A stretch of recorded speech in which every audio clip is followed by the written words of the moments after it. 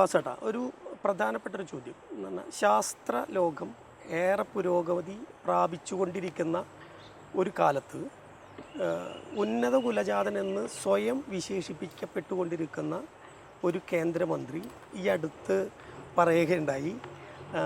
എന്താണെന്ന് പറഞ്ഞു കഴിഞ്ഞിട്ടുണ്ടെങ്കിൽ, ഈ പാവപ്പെട്ടവൻ്റെയും പണിയാളൻ്റെയും പട്ടിക വിഭാഗത്തിൽപ്പെട്ടവൻ്റെയും ക്ഷേമങ്ങൾ അന്വേഷിക്കുന്നതിന് വേണ്ടി ഈ ഉന്നത കുലജാതരായിട്ടുള്ള അല്ലെങ്കിൽ ഏറെ മുകളിൽ നിൽക്കുന്ന ജാതിയിൽപ്പെട്ടവരാണ് ഈ പണിയാളൻ്റെ ക്ഷേമത്തിന് വേണ്ടിയിട്ട് വർക്ക് ചെയ്യുന്ന ആക്ഷനുകളിൽ നേതാവായി വരേണ്ടത് എന്ന് ഈ അടുത്ത കാലത്ത് പറയുകയുണ്ടായി. അപ്പോൾ പട്ടികജാതി പട്ടികക്ഷേമ കമ്മീഷൻ അംഗം എന്ന രീതിയിൽ ആ ചോദ്യത്തെ എങ്ങനെയാണ് നോക്കിക്കാണുന്നത്? സുഭാഷിൻ്റെ ചോദ്യത്തിന് ഞാൻ മറുപടി പറയുന്നതിന് മുമ്പ്, ഇത് ഞങ്ങളുടെ SC/ST കമ്മീഷൻ അംഗം അഡ്വക്കേറ്റ് സേതു നാരായണനാണ്. ഇത് അട്ടപ്പാടി TDO രാഹുൽ ആണ്. ഇപ്പം ഞങ്ങൾ ഈ ദിവസം അട്ടപ്പാടിയിലായിരുന്നു. അപ്പോൾ അട്ടപ്പാടിയിലെ ഈ സന്ദർശനത്തിനെല്ലാം ഒപ്പം നിന്നിട്ടുള്ള ആളാണ് TDO. അപ്പോൾ അദ്ദേഹം കൂടി ഞങ്ങളോടൊപ്പം ഉണ്ട്. ഇനി ചോദ്യത്തിന് ഉത്തരം എന്ന നിലയിലേക്ക് പറയാം. നമ്മൾ PK ബാലകൃഷ്ണൻ എന്ന് പറയുന്ന ഒരു ചരിത്രകാരനുണ്ട്. അദ്ദേഹം എഴുത്തുകാരനാണ്. വളരെ പ്രധാനമായിട്ടുള്ള സാഹിത്യ നിരൂപണം നടത്തിയിട്ടുള്ള ആളാണ്. പ്രധാനമായിട്ടുള്ള ഇനി ഞാൻ ഉറങ്ങട്ടെ തുടങ്ങിയ വളരെ പ്രശസ്തമായിട്ടുള്ള നോവൽ എഴുതിയിട്ടുള്ള ആളാണ്. പക്ഷേ അദ്ദേഹം ഒരു ചരിത്രകാരൻ എന്നുള്ള നിലയ്ക്ക് അദ്ദേഹം കേരളത്തിലെ ജാതിയെ സംബന്ധിച്ച് വളരെ പ്രത്യേകമായിട്ട് അവതരിപ്പിക്കുന്നുണ്ട്. അതിനകത്ത് അദ്ദേഹം പറയുന്ന ഒരു കാര്യം, ഇന്ന് മനുഷ്യരിൽ എപ്പോഴും തൻ്റെ ജാതിയെക്കുറിച്ചുള്ള മഹിമ ഉയർന്നു നിൽക്കുന്നുണ്ടെന്നുള്ളതാണ്. അത് ജാതി മാഹാത്മ്യത്തെ വളരെ പ്രധാനമായിട്ട് എടുക്കുക.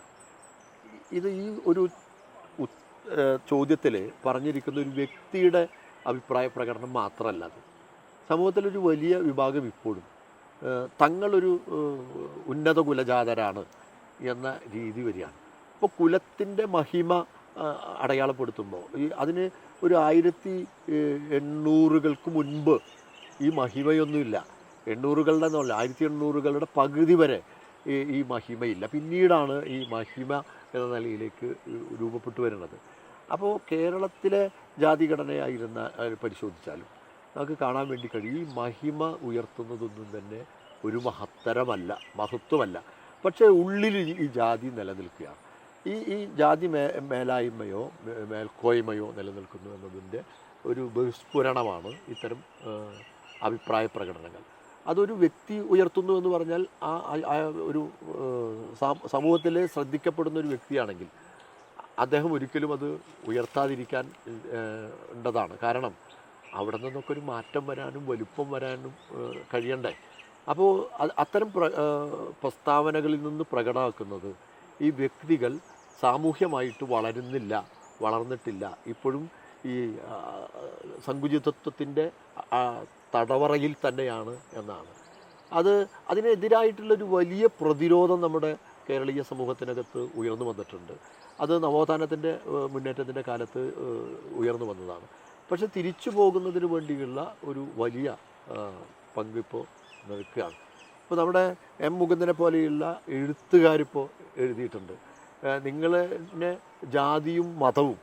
പുതിയ അദ്ദേഹത്തിൻ്റെ പുസ്തകം വായിക്കണം, മനുഷ്യൻ എന്ന് പറയുന്നൊരു പുസ്തകം, അദ്ദേഹത്തിൻ്റെ M. മുകുന്ദൻ്റെ പുസ്തകമുണ്ട്. എത്ര സുന്ദരമായിട്ടാണ് അദ്ദേഹം എഴുതിയിരിക്കുന്നതെന്നറിയോ. ജാതിയും മതവും നിങ്ങളെ ആക്രമിക്കാൻ വേണ്ടി ശ്രമിക്കുന്നു, പക്ഷേ നിങ്ങൾ കീഴടങ്ങിയിട്ടില്ല.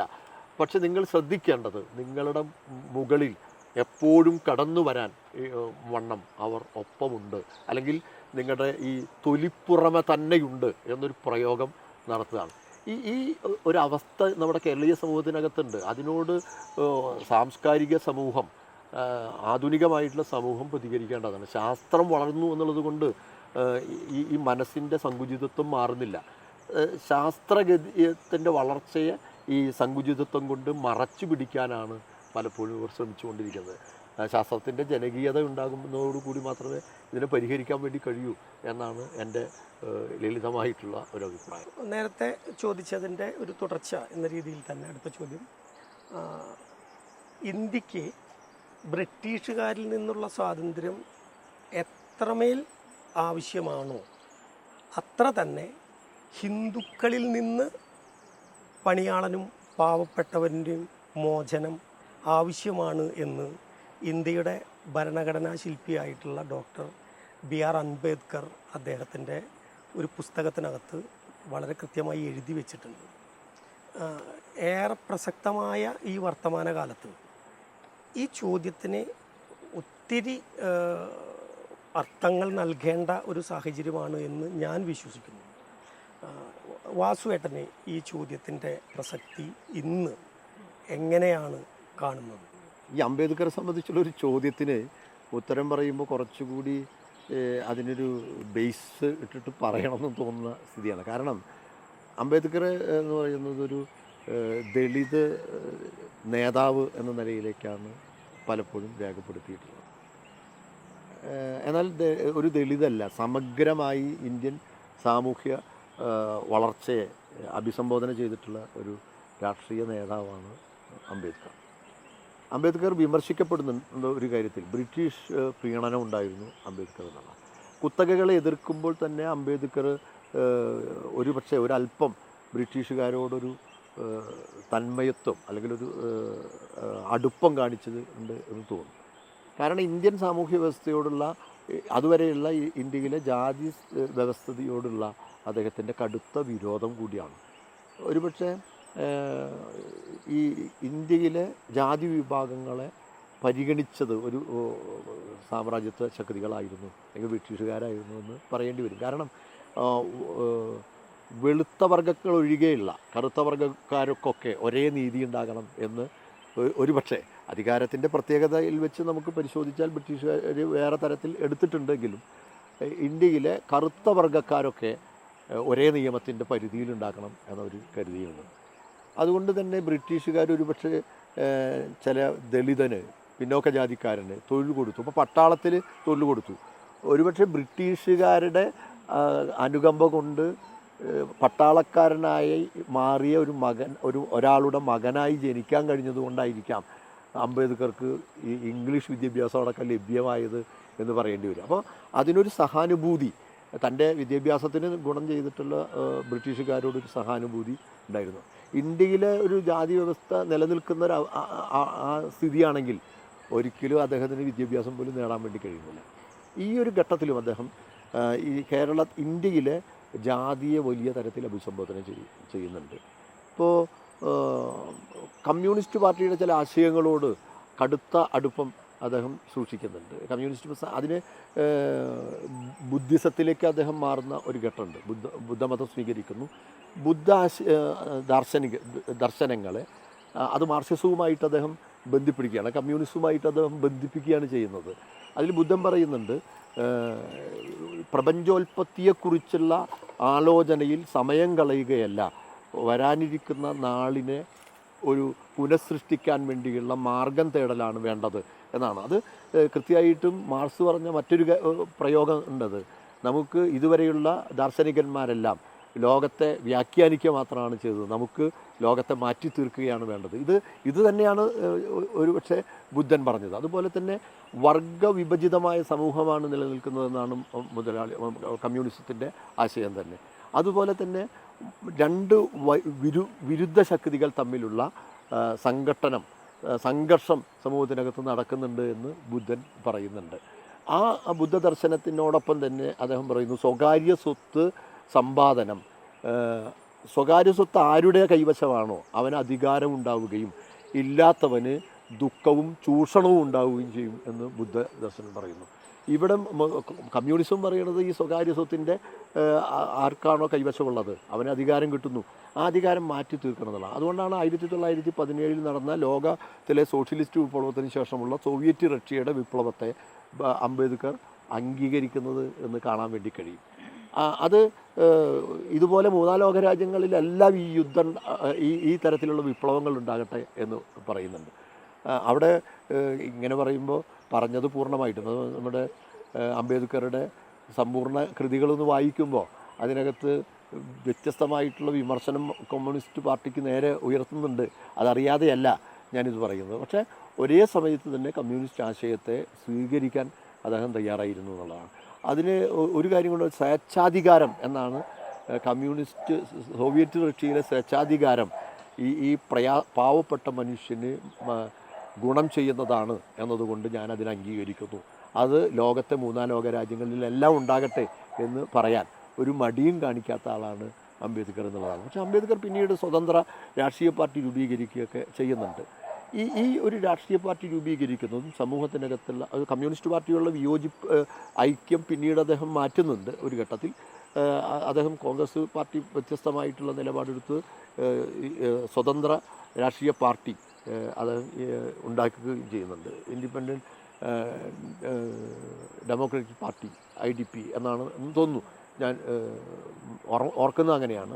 അങ്ങനെ ഒരു പാർട്ടി അദ്ദേഹം ഉണ്ടാക്കിയിട്ടുണ്ട്. തെരഞ്ഞെടുപ്പിൽ വലിയ വിജയം, 18 സീറ്റിൽ മത്സരിച്ചിട്ട് 16 സീറ്റിലും ജയിച്ച ഇതും പിന്നീട് ഒരു വർഷം കഴിയുമ്പോഴേക്കും ആ പാർട്ടി ജയിച്ച സീറ്റുകളിലെല്ലാം രാജിവെച്ച് പോവുകയും ചെയ്യുന്നുണ്ട്. അത് ഒരു സാർവദേശീയ രാഷ്ട്രീയ പശ്ചാത്തലത്തിലാണ്. ഞാനതിൻ്റെ എല്ലാ വിശദാംശങ്ങളും ഇങ്ങനെ സുഭാഷിൻ്റെ ഒരു ചോദ്യത്തിന് ഇങ്ങനെ വിശാലമായി പറയേണ്ടി വരുന്നതെന്ന് പറഞ്ഞാൽ നമ്മളൊരിക്കലും ഈ ബുദ്ധദർശനത്തെയോ അല്ലെങ്കിൽ അംബേദ്കറെയോ വേണ്ടത്ര വായിക്കുന്നില്ല എന്നുള്ളതാണ്. ഹിന്ദു കോഡ് രൂപീകരിക്കാൻ വേണ്ടിയിട്ട് അംബേദ്കർ ശ്രമിക്കുന്നുണ്ട്. ആ ഹിന്ദു കോഡ് 4 വർഷക്കാലം മാറ്റിവെച്ചു. അതിന് അന്നത്തെ രാഷ്ട്രപതിയായിട്ടുള്ള ആൾ കൂടി ഒപ്പം നിന്നു എന്നുള്ള, അതിന് ഒപ്പം എന്ന് പറഞ്ഞാൽ അംബേദ്കറോടൊപ്പമല്ല, ഇത് മാറ്റിവെക്കാൻ ആ ഹിന്ദു കോഡിനകത്ത് ഉയർത്തിയത് ഒരുപക്ഷെ ഏറ്റവും പ്രധാനമായിട്ട് ഹിന്ദു സ്ത്രീകൾക്ക്, വിധവകൾക്ക് സ്വത്തിനവകാശം ഉണ്ടെന്നുള്ളത്. അത് 1951 ശേഷമാണ് നിയമമായിട്ട് വരുന്നത്. അപ്പോഴാണ് ഈ ആശയങ്ങളിലേക്ക് വരുന്നത്. ഞാനത് സൂചിപ്പിച്ചതെന്ന് പറഞ്ഞാൽ ഇങ്ങനൊരു അവസ്ഥയുണ്ട്. ഇതിൽ ചോദ്യത്തിൽ എൻ്റെ ആ തലത്തിലേക്ക് മാത്രം വരികയാണെങ്കിൽ, ഈ ഇന്ത്യയിലെ ഹിന്ദു എന്ന് പറയുമ്പോൾ ഹിന്ദുവിൽ നിന്ന് വിമോചിതമായി നിൽക്കുന്ന അല്ലെങ്കിൽ മാറി നിൽക്കുന്ന ഒരു വിഭാഗമാണ് ദളിതൻ എന്ന് അംബേദ്കർ വിശ്വസിക്കുകയാണ്. കാരണം അവരുടെ ജീവിതാവസ്ഥ ഒരിക്കലും ഹിന്ദു എന്ന് പറയുന്ന ഒരു പട്ടികയ്ക്കകത്ത് തന്നെ പെടുന്നില്ല. അത്തരമൊരവസ്ഥയിൽ അതീവ ഭീകരമായ ചൂഷണത്തിന് വിധേയമാകുന്ന ഒരു മനുഷ്യൻ സ്വാതന്ത്ര്യം നേടിയെടുക്കുക എന്നത് മാത്രമല്ല, ഇവിടെയുള്ള മനുഷ്യൻ്റെ ഈ അവസ്ഥയിൽ നിന്ന് കൂടി വിമോചിക്കപ്പെടണം എന്ന് പറയുന്നത് ഏറ്റവും ശരിയായ തലാണ്. ഒരുപക്ഷെ നമ്മൾ വായിക്കേണ്ടതും കൂടുതൽ പരിശോധിക്കേണ്ടതുമായിട്ടുള്ള മറ്റൊരു കാര്യം എന്ന് പറയുന്നത്, കേരളത്തിലെ ക്ഷേത്രപ്രവേശന സമരത്തെപ്പോലും ഇദ്ദേഹം തള്ളിപ്പറഞ്ഞിട്ടുണ്ട്. അത് ഒരു ചരിത്രത്തിൻ്റെ ഭാഗമാണ്. അത് അംബേദ്കർ അത് പറയാൻ കാരണം, ഇവന് വിദ്യാഭ്യാസവും സമ്പത്തും തൊഴിലുമാണ് ആവശ്യം, ക്ഷേത്രപ്രവേശനമല്ല എന്നുള്ളതാണ്. അത്തരം ഒരു ഹിന്ദു എന്ന് പറയപ്പെടുന്ന ഈ ക്ഷേത്രത്തിലേക്ക് പോയിട്ടൊരു കാര്യമില്ല എന്ന് അദ്ദേഹം ചിന്തിക്കുന്ന ഒരു ഇടയുണ്ട്. അത് പൂർണ്ണമായി കേരളത്തിൻ്റെ അവസ്ഥയിൽ ശരിയാണ് എന്നൊന്നും തന്നെ ഞാൻ പറയുന്നില്ല. അതൊരു സാമൂഹിക പരിഷ്കരണത്തിന് ഏറ്റവും പ്രധാനപ്പെട്ട ഒരു ഇടപെടലായിരുന്നു എന്ന് പറയുന്നത്. പക്ഷേ എന്നാണ് ഞാനിപ്പോൾ കരുതുന്നത്. പക്ഷേ അംബേദ്കർ അങ്ങനെയും കരുതിയിരുന്നു. അതിന് കാരണം ഇതാണ്. പക്ഷേ ഇന്നത്തെ ഒരു പശ്ചാത്തലത്തിൽ തീർച്ചയായും ജാതി മേധാവിത്വം അല്ലെങ്കിൽ വർഗീയ ആശയങ്ങളുടെ ശക്തി പ്രാപിക്കുന്നൊരു ഘട്ടത്തിൽ ഇതിനെതിരായ വലിയ മതനിരപേക്ഷതയുടെ രാഷ്ട്രീയം പകരം വയ്ക്കാൻ കഴിയേണ്ടതുണ്ട്. അതിൻ്റെ ഒരു ആദ്യ സൂചനയായിരിക്കാം ഒരുപക്ഷെ അംബേദ്കർ പറഞ്ഞത് എന്ന് ഇപ്പോൾ നമുക്ക് കാണാൻ പറ്റും. നിശബ്ദമായിരിക്കേണ്ട ഒരു കാലത്തിലൂടെയല്ല നാം സഞ്ചരിക്കേണ്ടത് എന്ന വർത്തമാനം ഏറെ ഉയർത്തിപ്പിടിക്കുന്ന ഒരു സാഹചര്യത്തിൽ ഇടതും വലതും നിന്ന് തലയാട്ടി അംബേദ്കറിൻ്റെ ഉത്തരം നൽകിയ വാസുവേട്ടനോട് ഐക്യദാർഢ്യം പ്രഖ്യാപിക്കുന്നു എന്ന് ഞാൻ വിശ്വസിക്കുകയാണ്. നമുക്ക് എന്തായാലും ഈ ഇൻ്റർവ്യൂ വൈൻഡപ്പ് ചെയ്യാം എന്ന് ആണ് ചിന്തിക്കുന്നത്. ഒരു അവസാനത്തെ ക്വസ്റ്റ്യൻ. എനിക്കും വാസുവേട്ടനും ഏറെ പ്രിയങ്കരനായ, മലയാളത്തിന് ഒട്ടനവധി സംഭാവനകൾ നൽകിയ, മലയാളത്തിന് പുത്തൻ പാട്ടുകൾ നൽകിയ BK ഹരിനാരായണൻ എന്ന് പറഞ്ഞ ഒരു എഴുത്തുകാരനുണ്ട്. അട്ടപ്പാടിയുടെ മണ്ണിൽ നിന്നുകൊണ്ടാണ് നമ്മൾ ഈ ഇൻ്റർവ്യൂ ചെയ്യുന്നത്. കഴിഞ്ഞ വർഷത്തെ സംസ്ഥാന അവാർഡിൽ മികച്ച ഗാനരചനയ്ക്കുള്ള അവാർഡ് BK ഹരിക്കാണ് ലഭിച്ചത്. ഞങ്ങൾ ഹരി എന്ന് സ്നേഹത്തോടെ വിളിക്കുന്ന BK ഹരിനാരായണനാണ് കിട്ടിയത്. അതിൽ കടലാഴം എന്ന് പറയുന്ന ആ സിനിമയ്ക്കകത്ത് ഒരു പുതിയ ലോകം കെട്ടിപ്പടുക്കുന്നതിന് വേണ്ടി അട്ടപ്പാടിയുടെ മണ്ണിൽ നിന്ന് ഒരു വിദ്യയുടെ ലോകത്തേക്ക് സഞ്ചരിക്കുന്ന ഒരു കുട്ടി നടന്നു പോകുമ്പോൾ ആ കുട്ടിയോട് കുട്ടിയുടെ അച്ഛൻ പറയുന്ന വരികളിലാണ് ആ പാട്ടിന് ഏറെ പ്രസക്തമായത്. അദ്ദേഹം പറയുന്നത് കനിയെ എന്നാണ് ആ കുട്ടിയെ സംബോധന ചെയ്തുകൊണ്ട് പറയുന്നത്, നീ ഈ കാട് വിട്ട് കാടിൻ്റെ വളർച്ചയ്ക്ക് വേണ്ടി നീ നടന്നു പോകുമ്പോഴും വളർന്ന് തിരിച്ചു വരുമ്പോഴും കാടിൻ്റെ ചൂര് മറക്കരുത് കനിയെ എന്ന് ആവർത്തിച്ച് പറയുന്നുണ്ട്. ഒരു മനുഷ്യൻ്റെ ഹൃദയത്തിൽ എങ്ങനെ തൊട്ട് ആദിവാസി സമൂഹത്തെ ചേർത്ത് വയ്ക്കാം എന്നുള്ളതിൻ്റെ വലിയ വാക്കുകളാണ് ഹരിയുടെ മുന്നിൽ നിന്ന് വന്നത്. ഇപ്പം നിങ്ങൾക്ക് രണ്ടുപേർക്കും അറിയുമോ എന്നറിയില്ല, കഴിഞ്ഞ ഒരു കാലഘട്ടത്തിൽ കേരള കലാമണ്ഡലം എന്ന് പറയുന്ന ഒരു സാംസ്കാരിക സ്ഥാപനത്തിൻ്റെ എക്സിക്യൂട്ടീവ് അംഗമായിട്ട് പ്രവർത്തിച്ചിരുന്ന ഒരാൾ കൂടിയാണ് ടി കെ വാസു. ടി കെ വാസുവിനോട് എനിക്ക് ചോദിക്കുന്നത്, എത്രയോ വർഷത്തെ ഒരു പാരമ്പര്യമുള്ള കേരള കലാമണ്ഡലം ഇന്ന് ജനകീയ ബദലുകൾ മുന്നോട്ട് ഉയർത്തിവെക്കുന്ന ഒരു ഗവൺമെൻറ് നേതൃത്വം കൊടുക്കുകയാണ് കേരളത്തിൽ. എന്നിട്ട് പോലും ആ കലാമണ്ഡലത്തിനകത്ത് ദളിത് പിന്നോക്ക മേഖലയിൽ നിൽക്കുന്ന അധ്യാപകർ, അനധ്യാപകർ വിരലിലെണ്ണാവുന്നവർ മാത്രമാണ് എന്നാണ് എൻ്റെ ചെറിയ ഓർമ്മയിൽ എനിക്ക് മനസ്സിലാക്കാൻ വേണ്ടി കഴിഞ്ഞത്. വാസുവേട്ടനെ പോലെയും അഡ്വക്കേറ്റ് സേതുലക്ഷ്മിയെ പോലെയുള്ള ആളുകൾ ഈ പിന്നോക്ക വിഭാഗ കമ്മീഷൻ്റെ അംഗമായിരിക്കുന്ന ഈ വർത്തമാന കാലഘട്ടത്തിൽ എന്തേ ഇപ്പോഴും ഇങ്ങനെ വിരലിലെണ്ണാവുന്നവരിലേക്ക് ചുരുങ്ങിപ്പോകുന്നത്? ഞാനിവിടെ നേരത്തെ സുഭാഷ് ചോദിച്ചൊരു ചോദ്യത്തിൽ നമ്മുടെ ഏറ്റവും പ്രിയപ്പെട്ട സുഹൃത്തിനെ ഈ അട്ടപ്പാടിയുടെ മണ്ണിൽ ഓർത്തെടുത്ത് സംസാരിച്ചതിൽ വലിയ സന്തോഷമുണ്ട്. അദ്ദേഹത്തിൻ്റെ വരികളും കവിതയുമെല്ലാം അത്രമാത്രം മനുഷ്യ ബന്ധവും മനുഷ്യഗന്ധവുമുള്ളതാണ് എന്ന് നമുക്ക് നിസ്സംശയം പറയാൻ വേണ്ടി കഴിയും.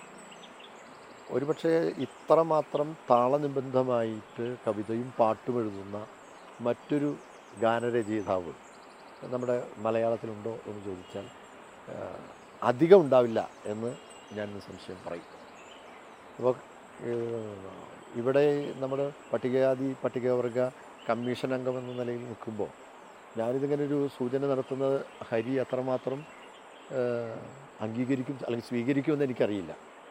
പക്ഷേ ഞങ്ങളുടെ ഒരു സുഹൃത്ത് സംഭാഷണത്തിൽ അദ്ദേഹം പറഞ്ഞൊരു വളരെ പ്രധാനപ്പെട്ട ഒരു പ്രയോഗം എനിക്കിവിടെ ഓർക്കാൻ വേണ്ടി കഴിയുമെന്ന് തോന്നുന്നത്. അതിൽ വളരെ നിമിഷ നേരം കൊണ്ട് കവിത എഴുതുന്ന ആളാണ് ഹരി. ഞാൻ അടുത്ത ദിവസങ്ങളിൽ ഹരിയുമായിട്ട് കുറേയേറെ സമയം സംസാരിക്കാനിടയായി. അപ്പോൾ അദ്ദേഹം പറഞ്ഞ ഒരു കാര്യം എന്ന് പറഞ്ഞാൽ ഇപ്പോഴും ജാതി മനുഷ്യരുടെ മനസ്സിൽ വളരെ ശക്തമായിട്ട് നിലനിൽക്കുന്നുണ്ട്.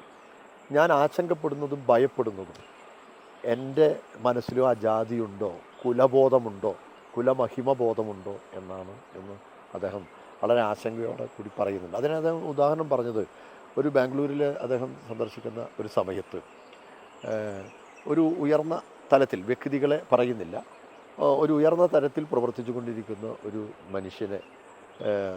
മനുഷ്യനോട് ഹരിയെ പരിചയപ്പെടുത്തുകയാണ് മറ്റൊരു സുഹൃത്ത്. ആ പരിചയപ്പെടുത്തുന്നത് അന്ന് ഒരു സംസ്ഥാന അവാർഡ് കിട്ടിയിട്ടുണ്ട്. അപ്പോൾ അന്നൊരു സംസ്ഥാന അവാർഡ് കിട്ടിയ ഹരിയെ കുറിച്ച് ഇദ്ദേഹം ആദ്യം പറഞ്ഞു, ഇവൻ മലയാളത്തിലെ ഒരു നല്ല കവിയാണ് എന്ന് പറഞ്ഞു. അത് എന്ന ഒരൊറ്റ മൂളൽ കൊണ്ട് അതിനെ സ്വീകരിച്ചു. പിന്നീട് ഇദ്ദേഹം നല്ലൊരു പാട്ടെഴുത്തുകാരനാണ് എന്ന് പറഞ്ഞു. ഓഹോ എന്ന ഒരു ഉത്തരം കൊണ്ട് അതിനെ സ്വീകരിച്ചു. പിന്നീട് ഇദ്ദേഹം പറഞ്ഞു, ഇദ്ദേഹം കഴിഞ്ഞ വർഷത്തെ മലയാള സിനിമ ഗാനരചനയിൽ അവാർഡ് നേടിയ ആളാണെന്ന് പറഞ്ഞു. അപ്പോഴും ഇതേ ഭാവത്തോടെ അത് സ്വീകരിച്ചു. കഴിഞ്ഞ 2 വർഷമായി ഫിലിം ഫെയർ അവാർഡ് നേടിയ ഗാനരചയിതാവാണ് എന്ന് പറഞ്ഞപ്പോഴും അതേ അളവിൽ തന്നെയാണ്. ഇദ്ദേഹം പാരമ്പര്യമായി തന്നെ ഒരു സാഹിത്യ കലാ കുടുംബത്തിലുള്ള നമ്പൂതിരി കുടുംബാംഗമാണ് എന്ന് പറഞ്ഞതോടുകൂടി ഇദ്ദേഹം എണീറ്റ് നിന്ന് കൈ തൊഴുതുകൊണ്ട് അദ്ദേഹത്തെ അഭിവാദ്യം ചെയ്തു എന്ന് പറയുകയാണ്. മറ്റൊരാളാണെങ്കിൽ അതിൽ ഒരു പക്ഷേ ഇന്നത്തെ ഒരു കാലത്ത് അങ്ങനെ അതിനെ വലിയ അളവിൽ അംഗീകാരമായിട്ടാണ് സ്വീകരിക്കുക. പക്ഷേ ഹരി പറയുന്നത് എൻ്റെ ജീവിതം കൊണ്ട് ഞാൻ ഉണ്ടാക്കിയതൊന്നും അംഗീകരിക്കാതെ എൻ്റെ ജനനം കൊണ്ട് എൻ്റെ കുലം കൊണ്ട് ഉണ്ടാക്കിയതിനെ മാത്രം അംഗീകരിക്കുന്ന ഒരു കാലം എത്രമാത്രം പ്രയാസകരമാണ് എന്നാണ്. ഞാൻ എൻ്റെ ജീവിതം കൊണ്ടാണ് ഈ സിനിമാ രംഗത്തെ ഒരു അംഗീകാരമുള്ള ഗാനരചന രംഗത്ത് ഒരു അംഗീകാരമുള്ള വ്യക്തിയായി മാറിയത് എൻ്റെ കഴിവ് കൊണ്ടാണ്. ആ എൻ്റെ കഴിവിനെ അംഗീകരിക്കുന്ന, കുലത്തെ അംഗീകരിക്കുന്ന ഒരു കാലമാണ് എന്ന്, അതെൻ്റെ ഉള്ളിലും ഉണ്ടോ ഈ ജാതി എന്ന് ഞാൻ ഭയപ്പെടുന്നു, ആശങ്കപ്പെടുന്നു എന്ന് അദ്ദേഹം പറയുകയുണ്ടായി. അങ്ങനെ എനിക്ക് അത്തരമൊരു പ്രയോഗത്തിൽ എനിക്ക് വളരെ സന്തോഷം തോന്നിയൊരു കാര്യം എന്നിലും അങ്ങനെ ഉണ്ടോ എന്ന് ചോദിക്കുന്ന, ആശങ്കപ്പെടുന്ന ഒരു മനുഷ്യരെങ്കിലും കുറച്ചെങ്കിലും ഈ നാട്ടിലുണ്ട് എന്നതാണ് എന്നെ സന്തോഷം ഉണ്ടാക്കിയത്. അടുത്ത ജന്മത്തിലും ബ്രാഹ്മണനാകണമെന്ന് ആളുകൾ പറയുന്ന ബ്രാഹ്മണനും ആകണമെന്ന് പറയുമ്പോഴും ബ്രാഹ്മണ്യമല്ല മഹത്വം എന്ന് അംഗീകരിക്കുന്ന ബ്രാഹ്മണനും ഉണ്ടല്ലോ എന്നതിൽ ഞാൻ സന്തോഷിക്കുന്നുണ്ട്. ഞാനിത് ഇതൊരു ഇൻ്റർവ്യൂ ആണെന്നുള്ളതുകൊണ്ട് ഇൻ്റർവ്യൂ പുറത്തു വരുമ്പോൾ എങ്ങനെയാണ് ഹരിക്ക് പ്രതികരണം ഉണ്ടാവുക എന്ന് എനിക്കറിയില്ല. പക്ഷേ അതായത് ഈ സ്നേഹപൂർവ്വമായിട്ടുള്ള സുഹൃത്തിൻ്റെ വചനത്തെ അംഗീകരിക്കുമെന്ന് പ്രതീക്ഷിക്കുകയാണ്. ഇപ്പോൾ പിന്നെ വേറൊരു കാര്യം ഇവിടെ ചോദിച്ചൊരു ചോദ്യം എന്ന് പറയുന്നത് കലാമണ്ഡലത്തിൻ്റെ സ്ഥിതിയെ സംബന്ധിച്ചാണ്. കേരള കലാമണ്ഡലം എന്ന് പറയുന്നത് ലോകപ്രശസ്തമായിട്ടുള്ള ആണ്. അതിന് തുടക്കം കുറിക്കുന്നത് കുന്നംകുളമാണ്. കലാമണ്ഡലം രൂപം കൊള്ളുന്നത് കുന്നംകുളമാണ്. പലർക്കും അറിയാത്തൊരു കാര്യമാണ്. എൻ്റെ നാട്ടിൽ നിന്നാണ് അത് വലിയ അഭിമാനത്തോടു കൂടി ഞാനതിനെ കാണുന്നു. എൻ്റെയും കൂടി സുഭാഷിൻ്റെ ഞങ്ങളുടെ നാട്ടിൽ നിന്നാണ്. അപ്പോൾ അത് ഞാൻ സേതുവിനോട് പറഞ്ഞതാണ്, ഞങ്ങളുടെ നാട്ടിൽ നിന്നാണ്. അപ്പോൾ അത് ഏറ്റവും അഭിമാനത്തോടു കൂടി ഞാൻ കാണുകയാണ്. എന്നെ കേരള സംസ്ഥാന സർക്കാരാണ് അതിൻ്റെ ഒരു ഗവേണിംഗ് ബോഡിയിലേക്ക്, ബോർഡ് ഓഫ് മാനേജ്മെൻറ്റിലേക്ക് എന്നെ ഉൾപ്പെടുത്തുന്നത്. ഞാൻ അത് നിയോഗിക്കപ്പെട്ടതിന് ശേഷമാണ് അങ്ങനെ ഒരു സ്ഥാനം എനിക്ക് സർക്കാർ നൽകിയിട്ടുണ്ട് എന്ന കാര്യം ഞാൻ അറിയുന്നത്. അതിനു മുമ്പ് ഒരാളും എന്നോട് പറയുകയോ അല്ലെങ്കിൽ അങ്ങനെ ഒരു സൂചന നൽകുകയോ ചെയ്തിരുന്നില്ല. അവിടെ നിന്ന് കലാമണ്ഡലത്തിൽ നിന്ന് വിളിക്കുമ്പോഴാണ്. പക്ഷെ ഞാനത് അത്ഭുതപ്പെട്ടു പോയി. ഞാനോ എന്ന് അത്ഭുതപ്പെട്ടു പോയിരുന്നു. പക്ഷെ എനിക്ക് ഒരു ആശങ്കയോടുകൂടിയാണ് ഞാൻ കലാമണ്ഡലത്തിലെ പ്രവർത്തനങ്ങൾ ആരംഭിക്കുന്നത്. പക്ഷേ ഒരു 7 കൊല്ലക്കാലം ഞാൻ അതിൻ്റെ ബോർഡ് ഓഫ് മാനേജ്മെൻറ്റിൽ ഉണ്ടായിരുന്നു. അതിൽ വളരെ അഭിമാനത്തോടു കൂടിയാണ് ആ 7 വർഷം പൂർത്തീകരിച്ചു എന്ന് പറയുന്നത്. ഇങ്ങനെ നിങ്ങളൊക്കെ ഉണ്ടായിട്ടും എന്താണ് കാര്യം, ഇങ്ങനെ തന്നെയല്ലേ എന്ന് സുഭാഷിൻ്റെ ചോദ്യത്തിന് ഞങ്ങളുണ്ടായിട്ടും ചിലത് നടന്നിട്ടുണ്ട് എന്ന് വളരെ ലളിതമായിട്ടുള്ള ഉത്തരം നൽകാൻ വേണ്ടി പറ്റും. ഓക്കെ, അപ്പോൾ ഇത്ര നേരം നിങ്ങളോട് സഹകരിച്ചതിന് ഏറെ സന്തോഷം, നന്ദി.